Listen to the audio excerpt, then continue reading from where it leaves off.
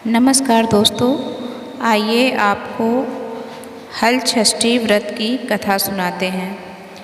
प्राचीन काल में एक ग्वालिन थी। उसका प्रसव काल अत्यंत निकट था। एक ओर वह प्रसव से व्याकुल थी तो दूसरी ओर उसका मन बस दूध दही बेचने में लगा हुआ था। उसने सोचा कि यदि प्रसव हो गया तो मैं गौरस यूं ही पड़ा रह जाएगा। यह सोचकर उसने दूध दही के घड़े सिर पर रखे और बेचने के लिए चल दी। किंतु कुछ दूर पहुंचने पर उसे असहनीय प्रसव पीड़ा हुई। वह एक झरबेरी की ओट में चली गई और वहां एक बच्चे को जन्म दिया। वह बच्चे को वहीं छोड़कर पास के गांव में दूध दही बेचने चली गई।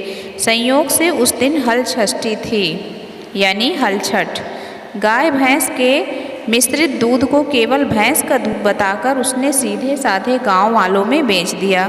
उधर जिस झरबेरी के नीचे उसने बच्चे को छोड़ा था, उसके समीप ही खेत में एक किसान हल जोत रहा था। अचानक उसके बैल भड़क उठे और हल का फल शरीर में घुसने से वह बालक मर गया। इस घटना से किसान बहुत दुखी हुआ। फिर भी उसने हिम्मत और धैर्य से काम लिया। उसने झरबेरी के कांटों से ही बच्चे के चिरे हुए पेट में टाँके लगाए और वहीं उसे छोड़कर चला गया। कुछ देर बाद ग्वालिन दूध बेचकर वहां आ पहुंची। बच्चे की ऐसी दशा देखकर उसे समझते देर नहीं लगी कि यह सब उसके पाप की सजा है। वह सोचने लगी कि यदि मैंने झूठ बोलकर गाय का दूध ना बेचा होता और गांव की स्त्रियों का धर्म भ्रष्ट ना किया होता तो मेरे बच्चे की यह दशा ना होती। अतः मुझे लौटकर सब बातें गांव वालों को बताकर प्रायश्चित करना चाहिए। ऐसा निश्चय कर वह उस गांव में पहुंची जहां उसने दूध दही बेचा था। वह गली गली घूमकर अपनी करतूत और उसके फल स्वरूप मिले दंड का बखान करने लगी। तब स्त्रियों ने स्वधर्म रक्षार्थ और उस पर रहम खाकर उसे क्षमा कर दिया और आशीर्वाद दिया।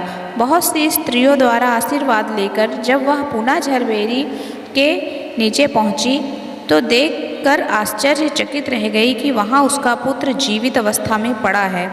तभी उसने स्वार्थ के लिए झूठ बोलने को ब्रह्म हत्या के समान समझा और कभी झूठ ना बोलने का प्रण किया। अगर आपको यह हल षष्ठी की कथा अच्छी लगी हो तो प्लीज़ हमारे चैनल को सब्सक्राइब कर लीजिएगा। वीडियो को लाइक और शेयर ज़रूर